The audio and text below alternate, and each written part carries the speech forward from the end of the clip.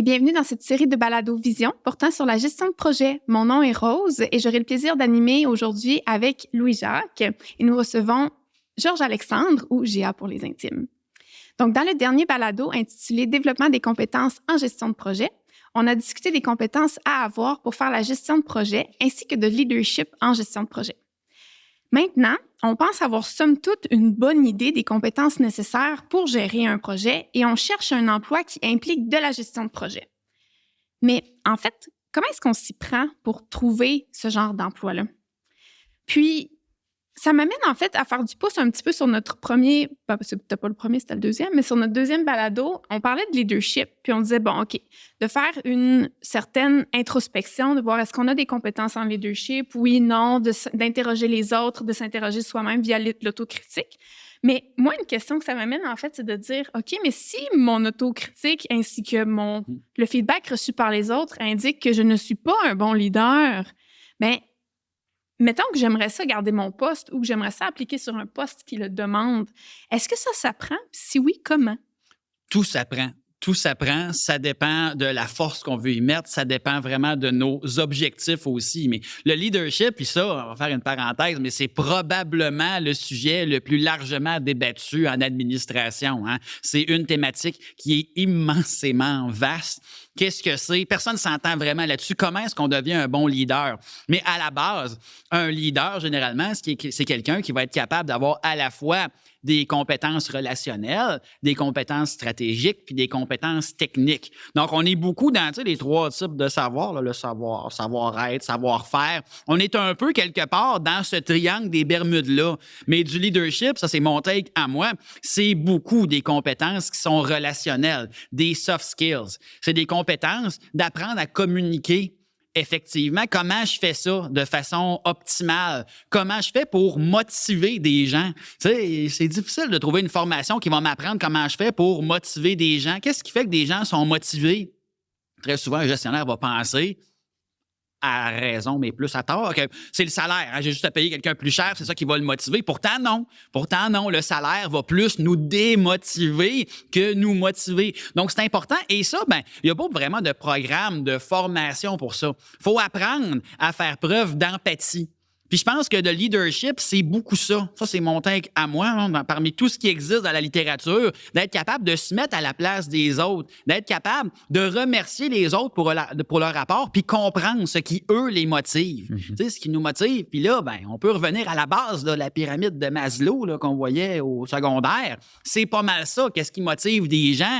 C'est la motivation intrinsèque. C'est des émotions, de la fierté qu'on vit. C'est l'estime de soi, le sentiment d'appartenance, le sentiment de réalisation, d'accomplissement, de voir que je fais des progrès, que j'accomplis quelque chose. Donc, tout ça, c'est de la motivation. Et je pense que d'être capable de communiquer et d'être capable de motiver les gens, ça fait partie du leadership. Mais évidemment, il faut quand même, si on veut être un bon leader, d'avoir une vision stratégique.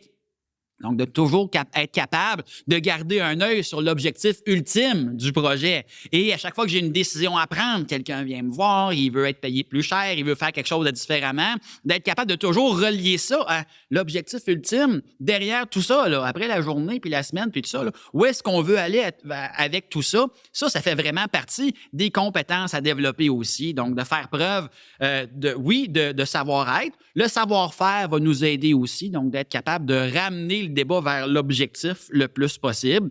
On parlait de prise de décision, ça aussi c'est important. L'importance d'aller chercher des critères de décision qui vont nous permettre de prendre des décisions rationnelles. Et aussi en leadership, apprendre à déléguer. Apprendre à déléguer, hein, ça c'est ce que j'appelle la différence entre être un chef d'orchestre et être un homme ou une femme orchestre. La différence est fondamentale. Et puis très souvent, j'appellerais ça un mauvais leader, c'est qu'il va avoir tendance à tout prendre sur lui-même. Et c'est là qu'on arrive dans des problèmes de stress qui sont des fois très, très graves, mais d'apprendre à déléguer, d'apprendre à faire les choses, d'apprendre à s'entourer d'une équipe compétence et d'apprendre à devenir un chef d'orchestre qui connaît peut-être certains instruments, mais qui n'est pas la personne qui va jouer de tous les instruments. Tout ça, Ça fait partie des grandes compétences qui font partie du leadership. Puis, est-ce que aussi tu as un conseil que tu aimerais nous donner pour justement comment savoir jouer avec les forces de par exemple, nos employés ou les personnes avec qui on travaille? Très souvent, on a tendance à faire des bilans sur un niveau personnel. Hein? Donc, moi, là, c'est quoi mes forces et mes faiblesses? Comme gestionnaire, ça devient important de bâtir un diagnostic d'équipe.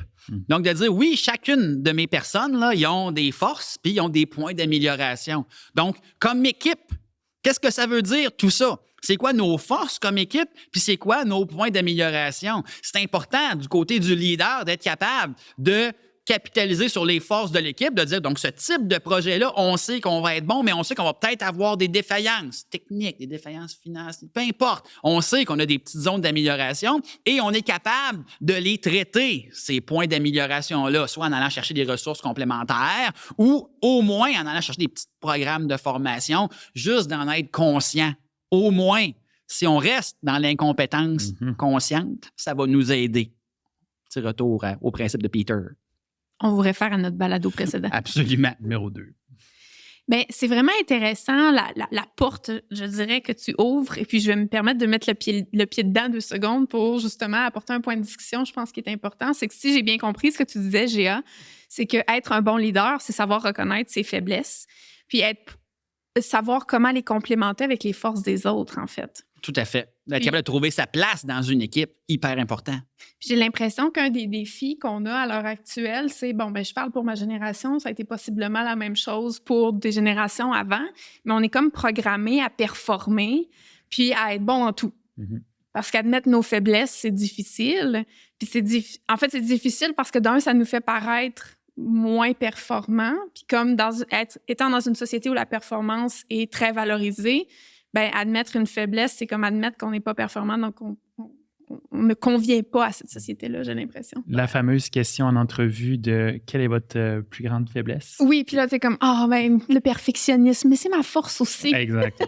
Tout à fait. Mais ça, tu sais, la culture de performance, on va se dire, ça vient beaucoup des médias sociaux aussi, surtout les nouvelles générations. Avant ça, on n'avait pas ça. Maintenant, on se compare beaucoup plus facilement à coup de likes, à coup de partage, à coup de popularité. Et on oublie des fois la loi de hype. La loi de hype qui nous dit que les choses telles qu'elles sont dans la vraie vie, c'est l'inverse de ce qu'on voit dans les médias ou sur les médias sociaux. Évidemment, tout le monde sont toujours les premiers à mettre leur succès en évidence. Donc, on est exposé uniquement au succès des autres et on a l'impression que ça devient ça, la normalité. Mais non, évidemment, si je suis un influenceur ou même si j'ai des choses à promouvoir sur mes médias sociaux à moi, je vais probablement avoir plus le réflexe de promouvoir mes succès que mes échecs. Pourtant, pour chaque succès, normalement, il y a plusieurs dizaines d'échecs, mais ça, on ne le voit pas. Mais c'est important de passer par l'échec pour éventuellement arriver au succès. C'est pour ça que je pense aussi qu'il faut apprendre à célébrer l'échec. Il faut apprendre à en être fier, à être fier de l'apprentissage qu'on en fait. Dans l'optique où tu apprends d'un échec, il n'y a aucun problème. C'est ça qui va te mener vers éventuellement d'autres succès. Personnellement, j'ai la chance d'avoir une personne dans mon parcours académique qui m'a déjà dit que on devrait célébrer au moins autant les échecs que les victoires parce que on oublie souvent tout le chemin parcouru et tous les efforts réalisés pour la soumission d'une bourse, pour la soumission d'un travail. Puis on grandit tellement dans toutes ces étapes-là qu'on devrait célébrer ça puis en être fier parce qu'on n'est pas la même personne quand on a commencé que quand on a terminé. L'échec, ça fait partie du succès. Puis même, je vais le pousser plus loin. Trop de succès, c'est pas bon non plus parce qu'il y a une loi non écrite qui nous dit que le succès mène à l'arrogance et l'arrogance mène à quoi? À l'échec. Donc, c'est une espèce de loupe sans fin. Donc, l'humilité est toujours importante aussi. Donc, oui, je suis totalement d'accord avec ça. Apprendre à célébrer les échecs aussi. Dans l'optique où il y a un apprentissage qui vient avec ça, on est dans la bonne direction. Je pense que c'est dans l'optique aussi d'apprendre des erreurs des autres. Donc, savoir qu'est-ce qui n'a pas marché pour les autres pour éviter de refaire la même erreur. Donc, ça, c'est très bénéfique. Puis là, on a parlé de réseaux sociaux. Donc là, par exemple, là, on est plus dans le marketing de soi. Donc, moi, je me demandais, des réseaux sociaux, quand je parle justement, recherche d'emploi, marketing de soi, la première chose qui me vient à l'idée, c'est LinkedIn. Est-ce que LinkedIn, tu dirais que c'est essentiel de nos jours? Il n'y a pas grand-chose d'essentiel de nos jours, honnêtement. Les médias sociaux, dont LinkedIn, font partie des outils qui sont à notre disposition et qu'on est libre d'utiliser ou pas. Le marketing, à la base, ce que c'est de mettre en valeur quelque chose auprès d'un public cible. Donc, quand on parle de marketing de soi, à ce moment-là, le produit qu'on veut mettre en valeur, c'est nous-mêmes. Et puis, notre public cible, c'est possiblement, dans le cas d'un entretien d'embauche, notre public cible, c'est un éventuel employeur. Donc, c'est la même dynamique. Donc, d'être capable de savoir, premièrement, quelles sont mes forces et mes faiblesses à moi, ça, c'est correct. Quel est mon objectif ou quels sont mes objectifs, c'est une autre chose aussi. Mais aussi d'être capable de dire, qu'est-ce que l'autre personne recherche d'après moi? Est-ce que je suis capable de me préparer à tout ça? C'est quoi les compétences ou c'est quoi les forces et les points d'amélioration que la personne qui est devant moi va nous permettre, va rechercher? Ça va nous aider d'être capable de se mettre dans les souliers de notre public cible. Ça, c'est universel en marketing. Puis une autre chose qui est universelle en marketing, que ce soit en marketing de soi ou en marketing plus traditionnel, c'est d'apprendre à connaître ou à reconnaître comment nous, on est différent des autres, nos concurrents. Ça aussi, c'est une loi universelle en administration, mais en marketing en particulier, d'être capable de démontrer qu'on est différent des autres. Puis là, je veux insister sur le mot « différent ». Contrairement à ce qu'on pourrait penser de façon peut-être automatique, on ne veut pas être meilleur ou pire que les autres. On veut être différent. Donc, d'être capable de nommer ces différences-là, ça nous force des fois à faire un travail qu'on fait peut-être moins intuitivement. De dire, oui, je connais mes forces et mes faiblesses à moi.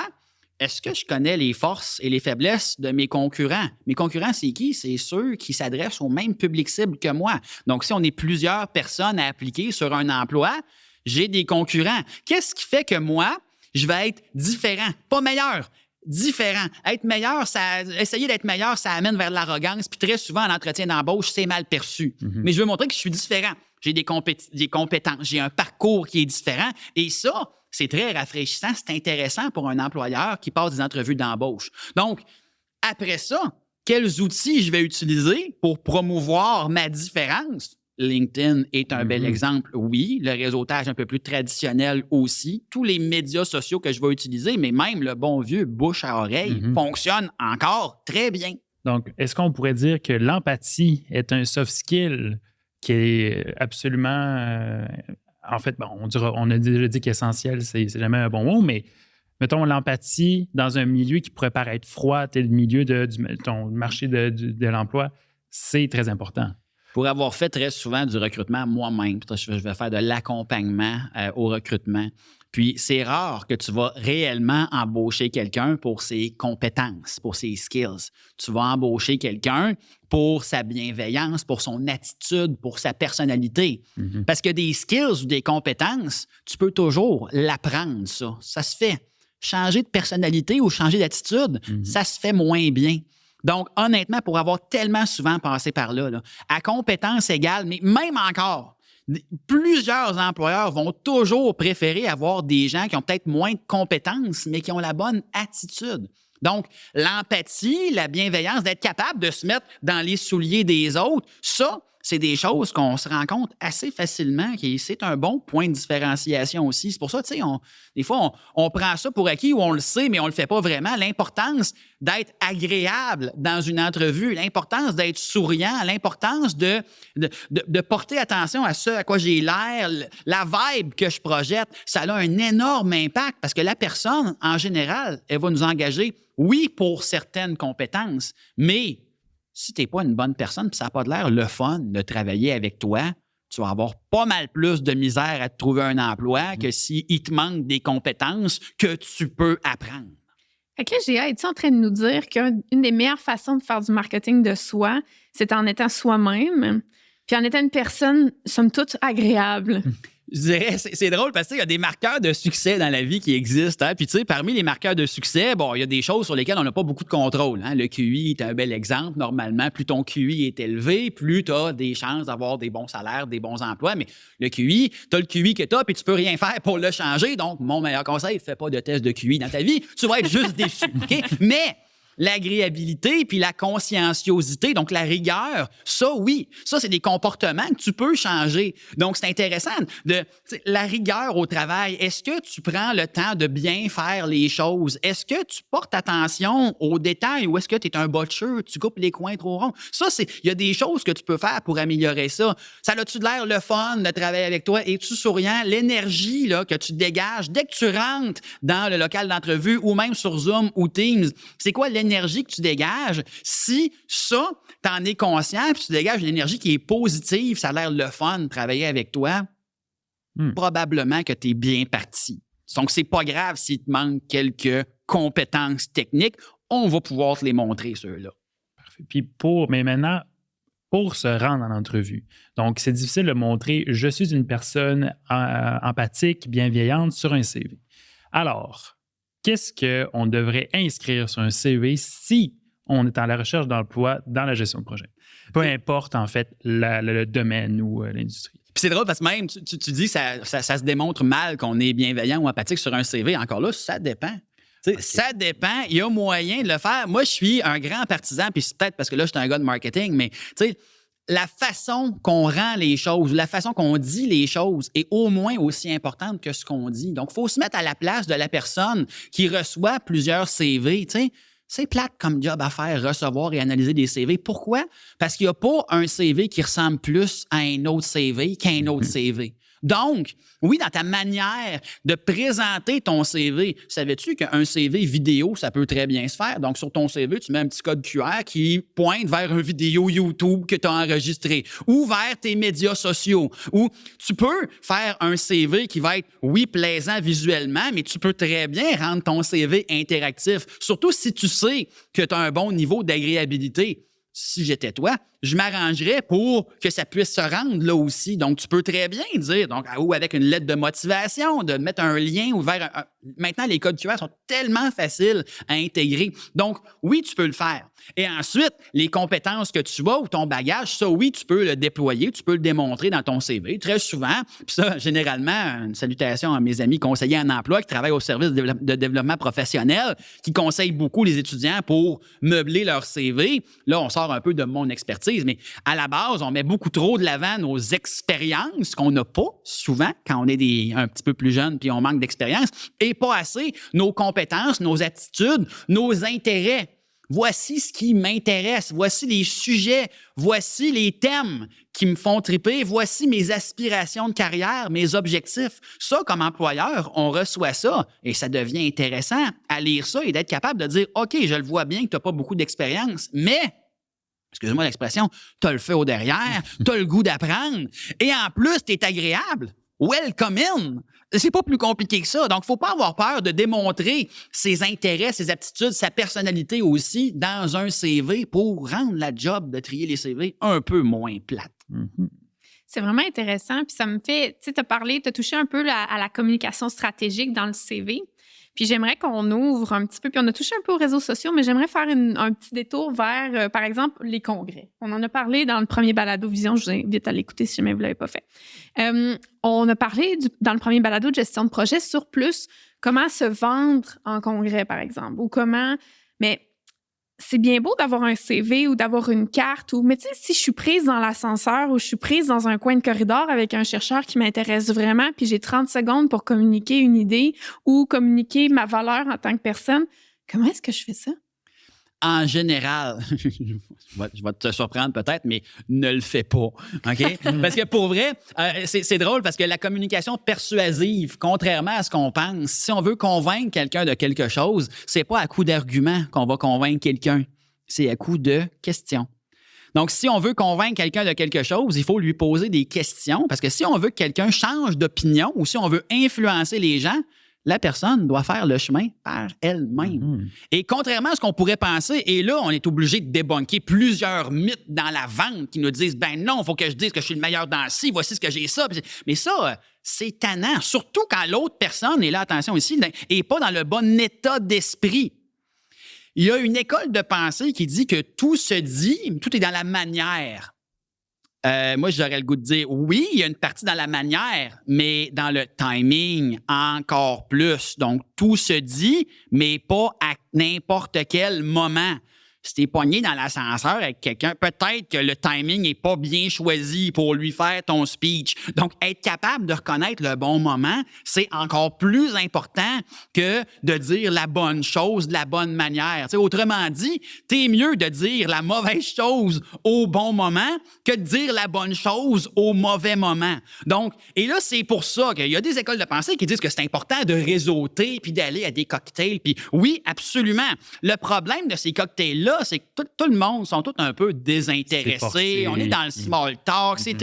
C'est rare qu'on va signer des gros deals. Donc, c'est bien, oui, pour le réseau de contacts, mais de rester juste dans le small talk, moi, personnellement, je suggère toujours, là, le hard talk, là, vraiment, quand tu te rends compte que tu as la personne et tu aimerais ça lui présenter ton projet, serre-lui la main, prends ses contacts. « Hey, j'aimerais bien ça vous parler. C'est correct si je vous envoie un petit courriel dans les prochains jours? » Et garde ton hard talk pour plus tard, quand ça va être le bon moment.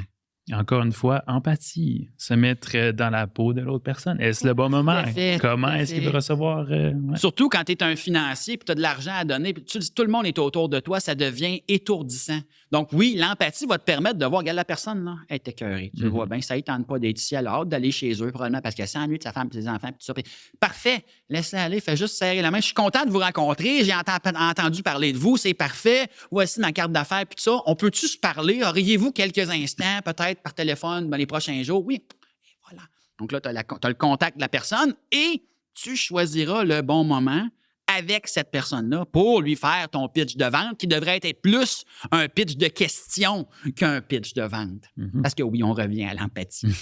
Personnellement, en fait, ça me fait penser à, justement, on parlait de congrès, mais je pense que c'est bon dans tous les événements. Tu sais, souvent, les événements là, de carrière ou peu importe qui durent toute la journée, là, il y a beaucoup de pauses dans ces choses-là. Il y a la pause café, il y a la pause dîner, l'autre pause café. Puis en après-midi, il y a souvent un petit cocktail. Mais on dirait que, puis peut-être que, je sais pas si tu vas être d'accord avec moi, Géa, mais j'ai l'impression qu'il y a des moments qui sont beaucoup plus stratégiques que d'autres pour y aller. Mettons, personnellement, c'est rendu que j'évite comme la peste les pauses café.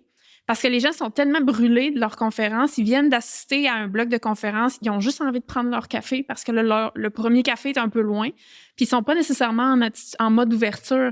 Tandis que si tu vas les voir à la fin de la journée, pendant le cocktail, ils ont un petit verre dans les mains, là, c'est plus relax un peu, ben là, ils risquent d'être un petit peu plus ouverts à juste venir se présenter. Puis on parlait de bons moments. Ben, j'ai l'impression que le moment, il faut aussi être conscient de ça, mais c'est tout un art, dans le fond. Ben, c'est un art en gardant en tête que c'est toujours la communication non verbale qui parle beaucoup plus que le verbal. Donc, tu vois bien des fois que la personne est fatiguée, est en train de faire d'autres choses, ou peu importe. Tu dis, toi, tu as une technique, tu évites les pauses café. Chacun sa technique. Moi, j'évite de parler à qui que ce soit pendant ces gens. Moi, je screen, j'essaie de regarder qui est quoi, OK? Qui sont les gens qui sont présents. Et moi, personnellement, là, OK? En plus, je suis pas très bon en small talk, donc de faire semblant de poser des questions, aimes-tu la lasagne, puis on s'en sac. Fait que finalement, moi, j'aime mieux savoir qui est là. Parfait. Moi, ma stratégie, c'est ensuite d'envoyer un petit courriel, que tu peux trouver le courriel, ou encore contacter la personne par LinkedIn, de dire « Hey, j'ai vu votre présentation » ou « J'ai vu que tu étais à tel congrès, j'ai pas eu l'occasion de te parler, ça te tente-tu qu'on soit en contact sur LinkedIn? » Ou encore, pour moi, ça, c'est un peu mieux encore, mais ça, c'est ma technique à moi. Parce que je me rends compte que généralement, dans un 5 à 7, une pause café ou même une petite coupe de vin, c'est rarement le bon moment pour prendre des décisions. Donc, moi, personnellement, j'aime mieux savoir qui est là, puis faire les suivis après, dans l'optique où on fait des suivis. Parce que s'il n'y a pas de suivi, il n'y a pas grand-chose qui va arriver. En effet. Puis ça me fait penser aussi, justement, parce que vous avez des stratégies pour, justement, aborder ces questions-là dans les journées conférences. Puis moi, je me demande, est-ce que vous le faites activement? Donc, vous vous dites, OK, là, présentement, je suis assis, je scrute la pièce et je sais qu'est-ce que je vais faire, ou vous le faites naturellement? Parce que c'est souvent, est-ce que c'est quelque chose qu'on doit développer ou que finalement, on peut juste se lancer puis faire comme, ah, finalement, ça a bien été. Puis je ne pensais pas faire ça, mais je l'ai fait, puis ça a bien tourné. Fait que est-ce que, par exemple, toi, ce que tu viens de dire, tu le fais activement ou non. Tu le fais juste, c'est ça? C'est-à-dire, ça devient intuitif. Mais évidemment, au début, mais tu sais, l'art de convaincre quelqu'un de quelque chose. Moi, j'ai une formation qui s'appelle 6 étapes pour convaincre quelqu'un de quelque chose. L'étape numéro 1, spoiler alert, fais tes recherches. Arrive là, prêt. As-tu regardé la liste des conférenciers, la liste des gens qui vont être là? As-tu regardé le profil des gens qui vont être là? Puis peut-être que juste ça, donc tu vas savoir déjà, là, tu entends parler d'un nom, tu vois sur la cocarde de la personne que, ah, c'est cette personne-là. OK, donc fais tes recherches dans le sens que éventuellement, ça devient une espèce de de seconde nature, ça devient un automatisme. Mais de prendre le réflexe de faire ses recherches et de se forcer à poser des questions, de susciter la discussion. Les gens adorent qu'on s'intéresse à eux. Donc, plutôt que de dire « voici ce que moi je fais », poser des questions sur toi, qu'est-ce que tu fais? Parle-moi, c'est quoi tes défis? Puis on a tous à peu près les mêmes défis. J'ai vu que tu as parlé de ça ou tu as abordé ça. Qu'est-ce que ça veut dire dans le concret? Comment tu gères tout ça? Ça va nous aider à créer des liens qui vont être pas mal plus faciles à suivre après coup. Donc, il y a un côté intuitif, mais quelqu'un qui est un petit peu plus rationnel puis qui a besoin d'une méthode, là, étape numéro 1, fais tes recherches. Étape numéro 2, pose des questions. Et ensuite, arrive avec du marketing de toi-même, arrive avec ton énoncé de positionnement, tes facteurs de différenciation et fais tes suivis. Mais faire tes recherches et poser des questions, c'est les 2 étapes de la persuasion qui sont les plus bâclées par tout le monde. Personnellement, j'avoue que quand j'ai commencé les études graduées, puis je pense qu'on a tous un peu ce réflexe-là de on veut connaître des gens. T'sais, on nous répète ad nauseam, le réseautage, c'est important, bâtis-toi un réseau pour ta carrière, c'est des futurs collaborateurs de recherche, blablabla. Mais je dirais, la première chose, c'est je me mettais énormément de pression avec ça. Quand je me mettais énormément de pression avec ça, ça marchait pas aussi bien. Puis, en fait, les 2 réalisations que j'ai eues, c'est d'être soi-même, c'est vraiment, vraiment puissant. Parce que quand j'arrive en congrès maintenant, je suis plus naturelle, j'y vais beaucoup intuitivement. Mon truc, c'est de trouver une personne avec qui je m'entends bien, que je connais bien, souvent, idéalement, quelqu'un qui connaît beaucoup de monde, puis je vais aller lui parler. Puis souvent, cette personne-là, les mentors en général, puis ça introduit bien là, le prochain point auquel on va toucher, mais les mentors en général, quand tu as un bon mentor, ça va se faire naturellement. Il va t'amener rencontrer des gens. « Hey, connais-tu telle personne? Là, je vais aller te présenter. » Puis d'être introduit par quelqu'un d'autre, c'est super puissant puis intéressant parce que ça t'enlève la pression de devoir briser la glace et faire le premier contact. J'ai aussi souvent oublié que tes collègues étudiants vont être tes futurs collègues. Peu importe le milieu. Puis souvent, j'avais tendance à vouloir aller faire du réseautage avec les gros kingpins du domaine. Puis là, je me mettais énormément de pression. Je me disais, hey, c'est un expert là-dedans. Comment je fais ça? Moi, je suis rien. Mais souvent, c'est que tu apprends à connaître des étudiants. Puis là, finalement, ces étudiants-là ont des directeurs. Ces étudiants-là ont des boss futurs. Puis finalement, tu apprends à connaître ces gens-là comme ça. Puis un autre truc, en fait, on parlait d'empathie, justement. Mon motto, personnellement, c'est « Kill them with kindness ». Oui, c'est bien ça. Fait que souvent, en fait, je vais juste commencer à sourire puis leur poser une couple de questions. Puis les gens sont tellement contents que tu, justement, t'intéresses à eux, que tu leur poses... La discussion est super... Puis ils vont se souvenir beaucoup plus de toi. Souvent, le truc après ça, c'est quand tu as une bonne discussion avec quelqu'un, tu vas l'ajouter sur LinkedIn comme le soir même. Fait qu'il se souvient encore, tu es encore frais dans sa mémoire. Fait que là, tu peux agrandir ton réseau personnel comme ça. Puis il y a 2 points que tu touches que je crois qui sont cruciaux. Premièrement, je pense que tu m'as enseigné à aller voir une personne dans les réseautages. C'est pas nécessairement d'aller donner la carte à 15 personnes différentes. C'est d'aller dire, je rencontre une personne que je pense qui pourrait... Nos sujets de conversation vont être très intéressants. Je vais aller voir cette personne-là. Moi, je vais faire du pouce pour continuer là-dessus.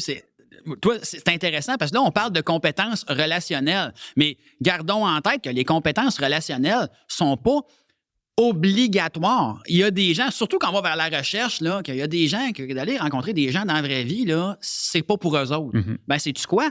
Les réseaux sociaux nous servent à ça. C'est quoi les réseaux sociaux? C'est du bouche-à-oreille sur l'Internet. Donc, ce réseau-là, tu peux, oui, le bâtir dans des événements présentiels comme ça, mais si c'est pas pour toi, tu peux aussi le faire directement sur les réseaux sociaux en faisant des petites actions qu'on pense pas toujours faire. Tu sais, ajouter sur LinkedIn, c'est une chose, mais ajouter n'importe qui sur LinkedIn en ajoutant une petite note personnelle, d'expliquer qui je suis et pourquoi j'aimerais te suivre ou j'aimerais qu'on soit contacté. Le taux de conversion, qu'on appelle le taux de succès, va être bonifié. Donc, oui, les médias sociaux, c'est intéressant, mais très souvent, j'ai l'impression qu'on oublie son utilité initiale, qui est de mettre des gens en contact les uns avec les autres. Si les gens ne comprennent pas pourquoi on veut être en contact, ça va être plus difficile. Donc, oui, il y a le côté relationnel. Mais si ce n'est pas pour toi, tu peux aussi faire une partie de ce travail-là directement avec les médias sociaux. Puis, en fait, je me souviens de mon point, puis je pense que ça résonne beaucoup avec ça parce que, en fait, on dit tout à l'heure, on se tient souvent avec on va parler avec les étudiants avec qui on se tient souvent, mais on sait qu'ils vont devenir probablement nos collègues plus tard. Puis aussi, je serais du genre aussi dans des activités de réseautage d'aller justement juste vers les personnes que je connais parce que je veux juste améliorer ma relation avec ces personnes-là. Mais quand c'est justement, je me dis, j'aimerais vraiment m'intéresser à une nouvelle personne, je considère toujours, ça m'a aidé dans toutes les sphères de ma vie, pas juste en réseautage, mais juste aller rencontrer des artistes que j'aime beaucoup, c'est de considérer la personne lui parler comme si c'était ton meilleur ami.